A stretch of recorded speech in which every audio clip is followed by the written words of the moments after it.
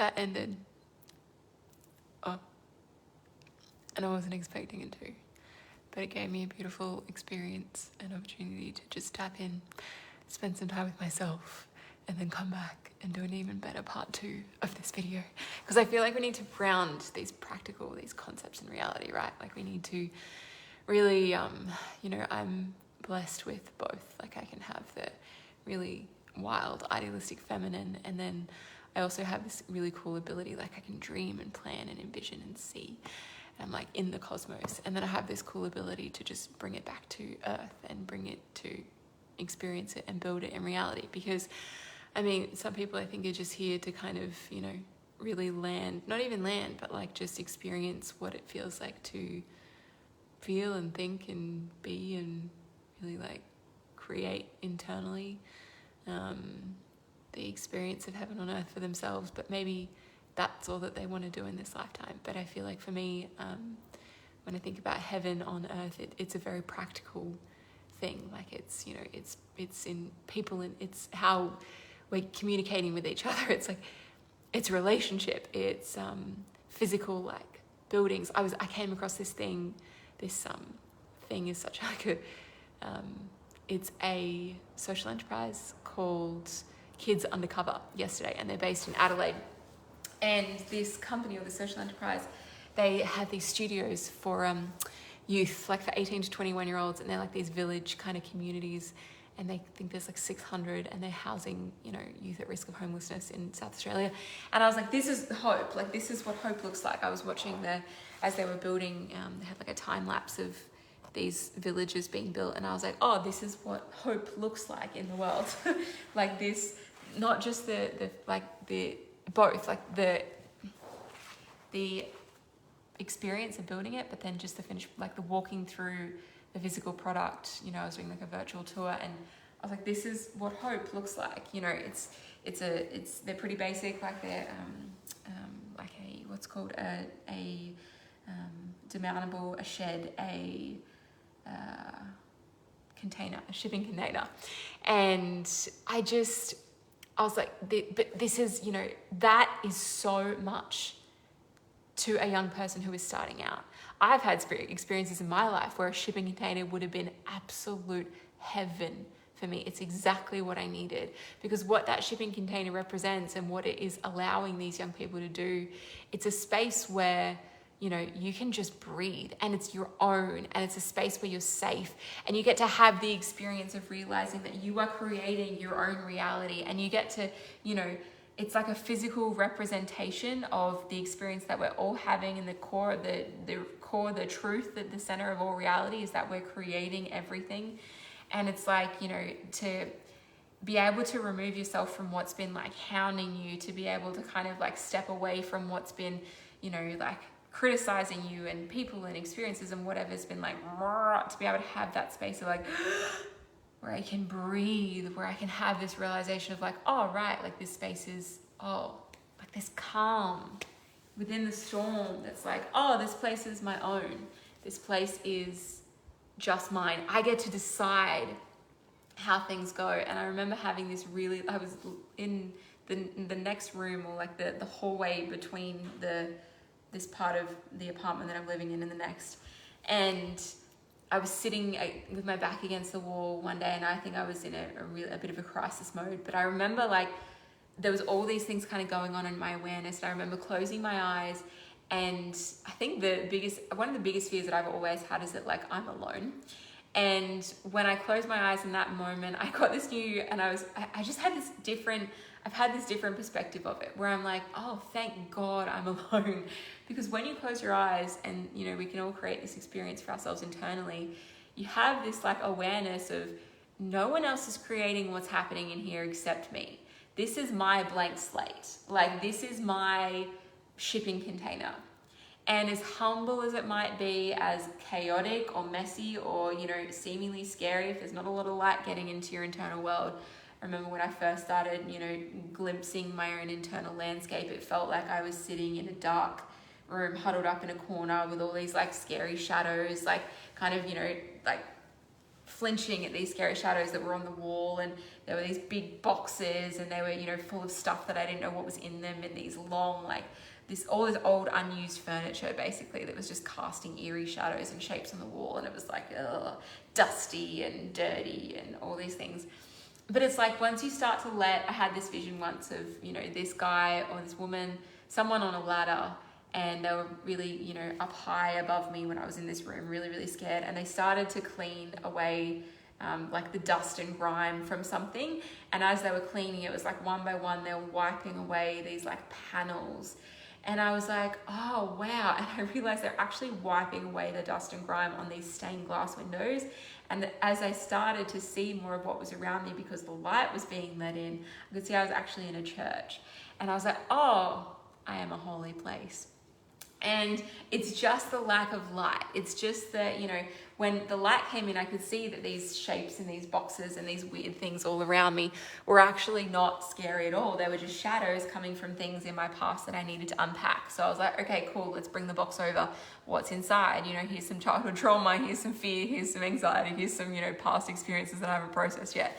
But here's a lamp. Like, what can I use that for? Like, these are just like, you know, everything is just, you know, energy that we can either, you know, sit here cowering in the corner being afraid of, or we can like allow the light to shine on and to start unpacking so that we can use it. It's like, oh, okay, cool. So there's some, you know, weird shit in this box I can turn into, like, make it something else, or I can use this information to inform my life experience, the information from these boxes. And so, you know, this like, but all of this to say, like, this plate, this is my post beach hair. Isn't it beautiful? But all of this to say, there's so much available to us. We have so much power over how we experience our internal world, and you only need to close your eyes and have that experience of realizing that everything that you're allowing, you are allowing. Everything that you have created, and everything that you're kind of interacting and experiencing with, you are interacting and experiencing it.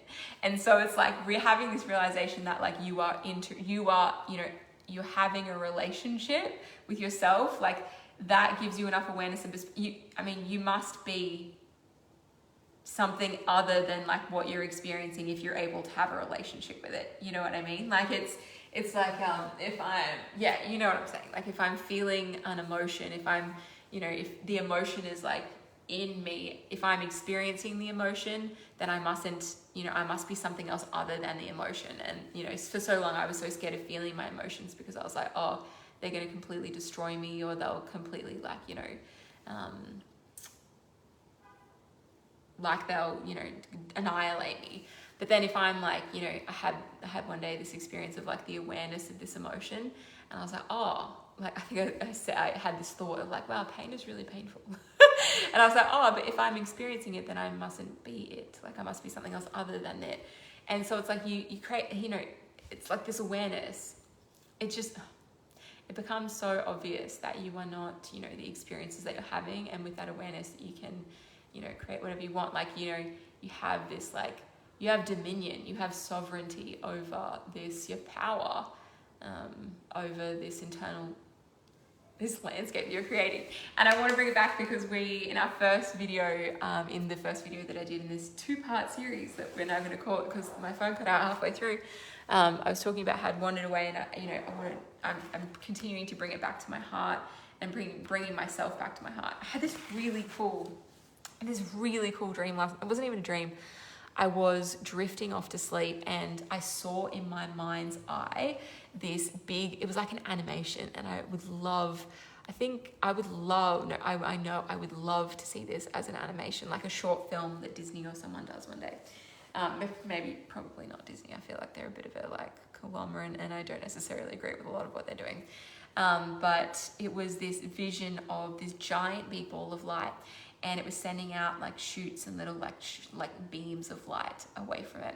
And one of the beams of light kept walking and walking and walking, and eventually it got so far away from this like center point, this ball of light, that it started to get a little bit dimmer and dimmer and dimmer.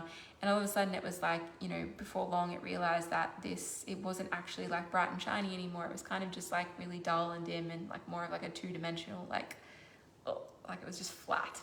And it got to the mirror at the edge of infinity, the mirror that I've encountered. Still, I mean, is there something beyond the mirror? Probably, but you guys know, if you don't, there is a cosmic mirror at the edge of infinity, my experience.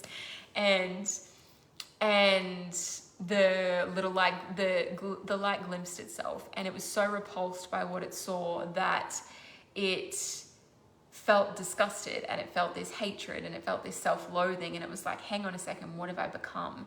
And rather than like, you know, turning around and being like, oh my God, I'm gonna go back to where I came from, like take me home, it turned around and it saw the light and the brilliance and the beauty of where it had come from, and it made it feel even worse, because it was like the contrast between what it now was and over here. It actually made it feel like it wanted to attack this beautiful light, because it was like, it was just felt so bad about itself. And so it, you know, this little former light went around and kind of gathered all the other former lights who were also on the fringes, and they formed an army, and they started attacking, and they kind of like went back and attacked this giant light. And the giant light is sitting there, and it's, you know, this big ball in the middle of the center of infinity's ball of infinite love. And it's like, why is this happening? Like, you know, I'm infinite love. Why, you know, why am I being attacked? What's going on? And it went into itself, and it kind of had this self-awareness, had this self-knowledge, and it realized that there were things that it was afraid of about itself that it hadn't been able to see. And that's why those things that had like walked away from it had manifested, is because there were pieces in it that it hadn't come to accept and, you know, love and know about itself. And so it had this awareness, and instead of fighting against those like, you know, little pieces of light that had forgotten they were light, it actually, like, this awareness didn't even have to do anything. It's just the knowledge and the self-knowledge and the self-awareness created this like pulling, magnetic, sucking in effect, where all of the other like lights that they'd forgotten that they were like got reeled and sucked back in, like a fishing line, yeah, like kind of like a fishing line, got like sucked back in, and then all was well, and they were home again.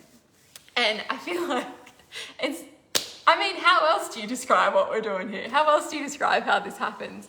I don't even think, you know, I wasn't the difference between, you know, this last kind of exodus away from the light and return home was that it wasn't a, like, I'm mad at the light, and I feel hard done by, and I'm, you know, this, so I'm gonna like march myself consciously away from all this bullshit. Like, life is fucked, and I'm just gonna go out and see what else is out there.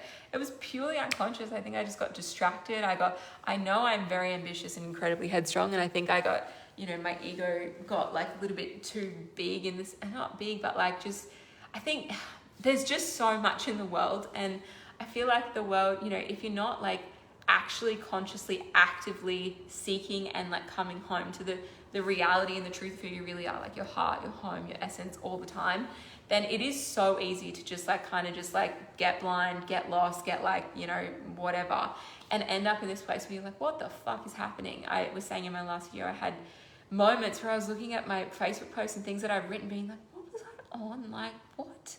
And it's just, I wrote this in a blog post, and I'm going to put this out into the world, but it was just this sense of like, I got so excited that people were following me that I forgot where I was leading them. It's like, it was a lesson. Like I had to learn it. I had to figure it out. I was listening to the song just before I came on and recorded this video, and saying that, you know, in the world, like movies and TV, like, you know, everything basically in a lot of things in our culture, it's just all set up to make us believe that we're not enough, and so we go seeking it, kind of, you know, all of that stuff is like, it's all kind of this one, you know, giant like conspiracy to get us away from who we really are. But I think, you know, being awake in the game, or like realizing, for me, and I said this in the last video, like having that experience of like, I feel like it's maddening, like to have that experience of like, I know what it is, but I know this isn't it, but I don't know where it is and what's happening. It's like, what the fuck?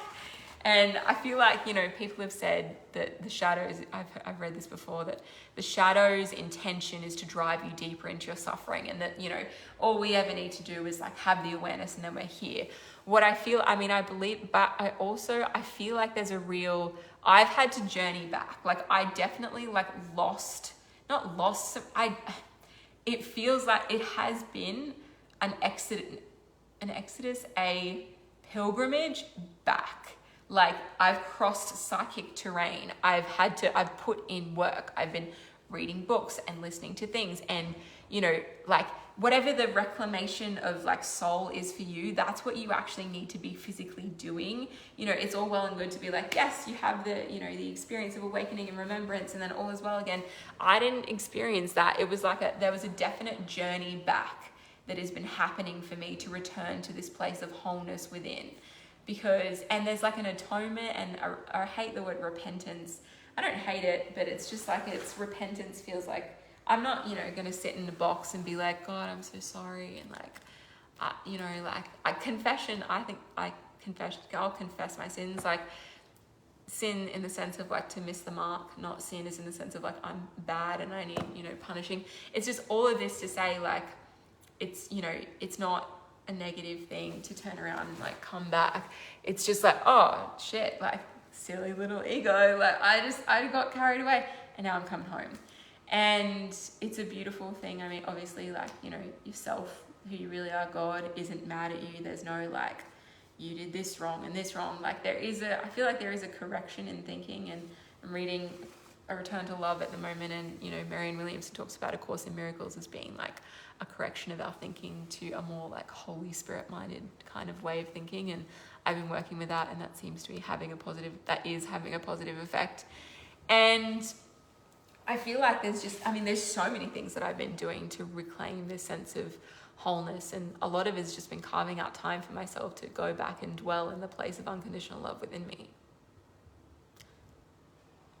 Be all and end all, like that's because when you're in that place, there is no separation, there's no illusion, it's just everything makes sense. And it's like, you know, what I love about this place and visiting this place, and it has felt a lot like there was a point a week or so ago where I felt like getting into this place felt like threading through the eye of a needle. Like I feel like there was a real sense of having to work and not shrink myself, absolutely not, but like really refine myself and my awareness to this like really, really clear point where it was like I was piercing through the eye of a needle to get back into this place of wholeness and, you know, this well of unconditional, because it's like I feel like we build up so much stuff by being in the world and kind of being out there. And I think in my exodus on my journey away from self, I had this completely unconscious, by the way, journey away from self. I mean, I guess a little bit of it was conscious, but maybe it wasn't wasn't conscious that it was unconscious.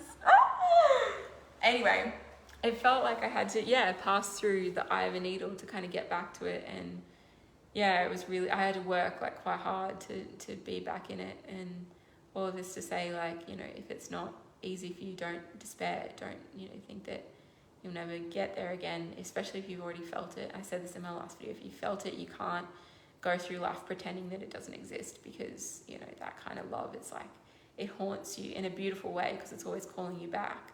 And, you know, it's when you're in that, it's like, I feel like the beauty of that place is that it meets you where you're at. It's like being in crisis situations. Like you actually, you know, when you call on God and you allow the presence of God to be with you and you know, full presence, and the solution is in the problem kind of like approach to any kind of crisis in your life. It's like this incredible intimacy, you know, this incredible intimacy and this incredibly intimate experience develops of like, it meets you where you're at, you're met where you're at. And, you know, I don't think like, and this is coming back to like the goodness of love and the goodness of God. It's like God is meeting you where you're at, and it will give you what you need. Like this place, this well inside of you will give you what you need. It's not just some like esoteric like temporary form of escape mechanism where you can just like, you know, go and like chill out in the beyond and then come back to your reality, and your reality is exactly the fucking same. You're like, okay, cool, thanks for the chill out, but I have no idea what the fuck I'm doing still. It's more of like I actually get to come, you know, back, and then I'm equipped, and I've got the skills that I need, and I've got the tools, and I've got the perspective, because perspective is everything. Like, you can see something through a new lens, and you can see something that wasn't maybe clear before. Like, it's just, it's so valuable to have that perspective.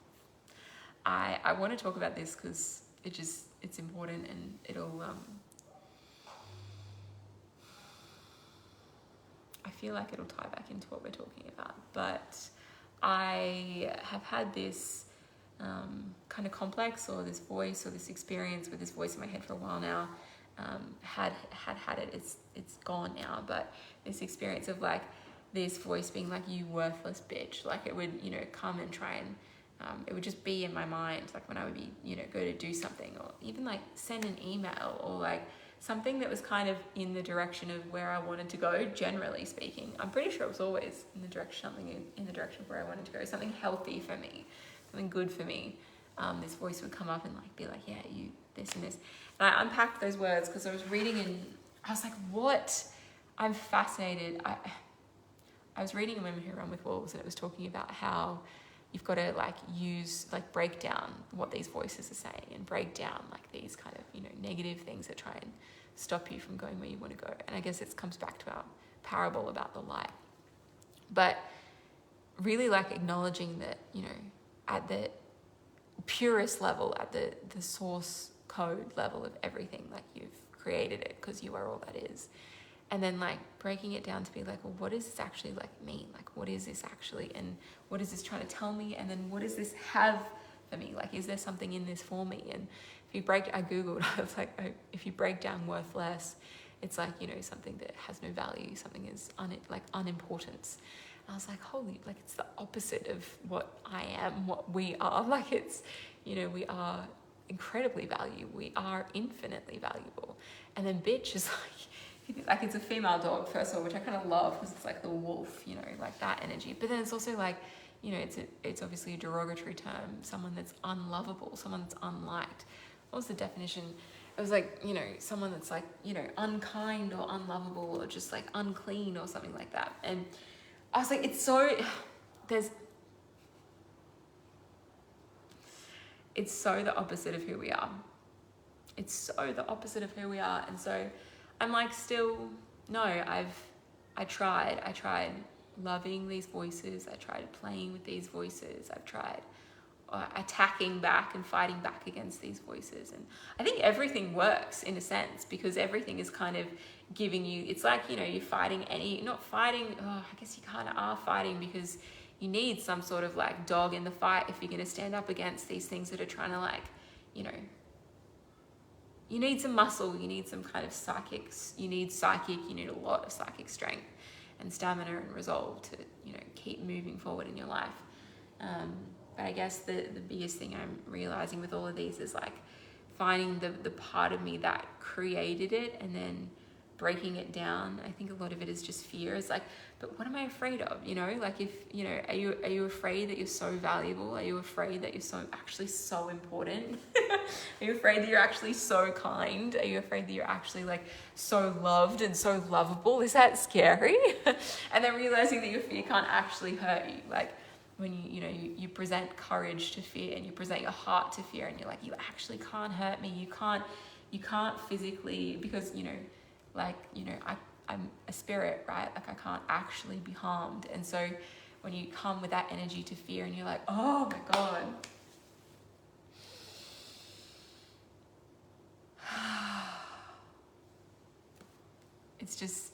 It's been really helpful for me actually to kind of puff out my chest a little bit to fear and be like, you know what, come at me, bro. Like, yeah, you think you can, come on. Like, you know, I dare you, you know, I dare you to actually like, you know, touch me. Come on. If you think you're so like, come and say that to my face. Because do you ever notice that like these voices, sometimes they're like here, the back of your ear.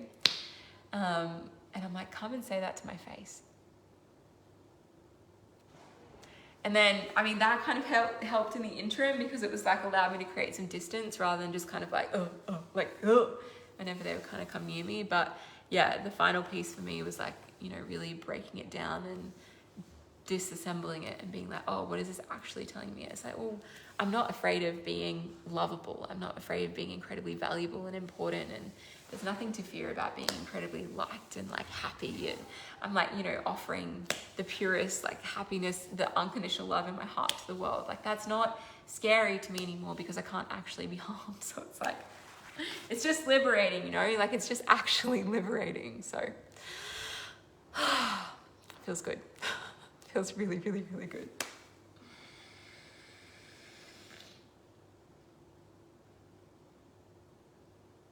And it's like this peace, and I just heard it then, this peace inside of you remembers what it is. And it's like the light returning home, and then it's like remembering. I was like, oh, I'm actually not that. I'm actually like this incredibly worthwhile, valuable genius. Like,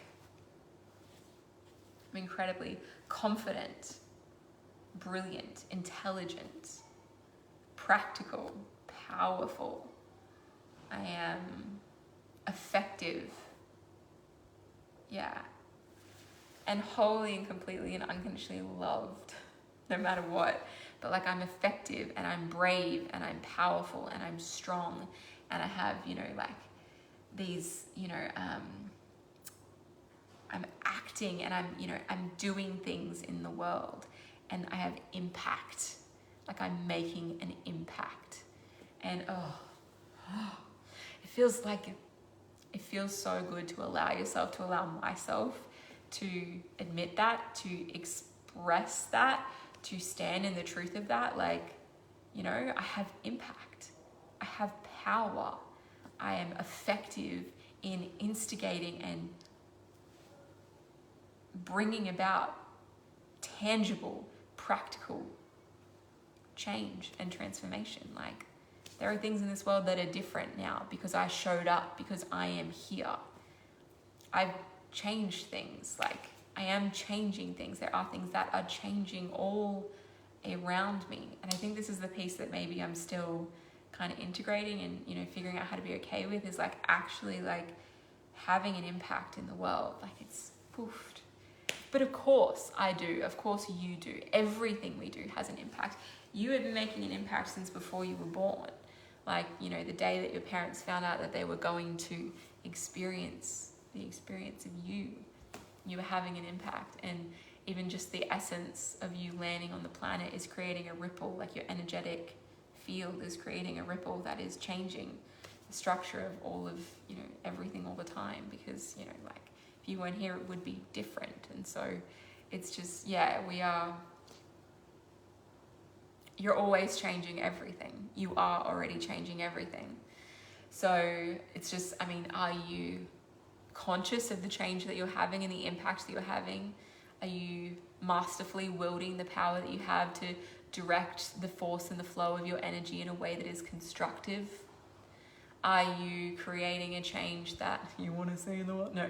Are you creating a change that is fulfilling and deeply meaningful to you? And are you enjoying it? Like, are you having a good time in this experience of creating and building the world that you want to see, and having these like physical, you know, having this flow and experiencing the effect that you have in the universe, the impact that you have in the universe? Are you liking it? Are you having fun? Are you enjoying it? Is it, you know, are you learning? Are you practicing? Are you getting better at it? This word, just like mastery, like are you, as you walk the path and you journey this experience of mastery, are you getting better? I mean, of course you are. You're always getting better. Are you approaching it with that like reverence and devotion and respect, like self, capital S respect, of I'm actually on a path and a journey of mastery here. This isn't a light, I mean, it's silly, but it's also not. It's, you know, incredibly frivolous and ridiculous, but it's also incredibly reverent and sincere. Like there's a depth of sincerity to it. Yeah. But are you walking this path with conviction and with courage? Are you conscious and aware and present with your actions? Oh, mate. All right. And it's a beautiful time to be alive. Always, always has been, always will be, always is. Right now is the most beautiful time to be alive. I will see you in my next video. If you've got any questions, I feel like I've landed this, but if you've got any questions, I'm definitely open to hearing them, and maybe I'll make another video about them. Maybe I'll answer them more in the comments, but yeah. So much love. Keep coming back here. It's what's most important. Dwell in this place of infinity within you, and all is well, all will be well, or has always been well. If you can, you know, as you continue to like experience this place within you, then it'll ripple out more and more into your life. It'll change the way you see things, and yeah, everything. Your experience gets a lot easier and better and just honest, you know, truthful. Because you're full of love. How could you not? All right. I love you. I'll see you in my next video. Bye.